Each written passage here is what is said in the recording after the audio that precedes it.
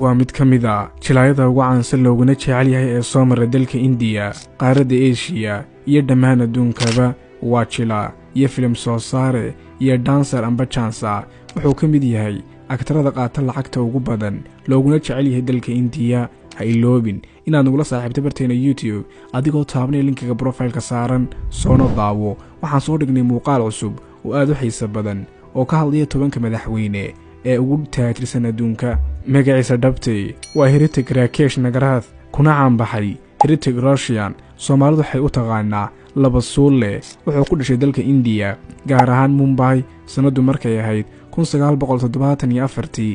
Hrithik Roshan waa wiilka kaliya ee uu dhalay heesaaga iyo filim soo saaraha caanka ee Rakesh Roshan. wuxuu ahaa mid ka mid ah jilaayada loogu jecel yahay qoobka ciyaarkooda. haddaba aktarkan Hrithik Roshan waxa aad loogu xasuustaa labadiisa filim kala ahaa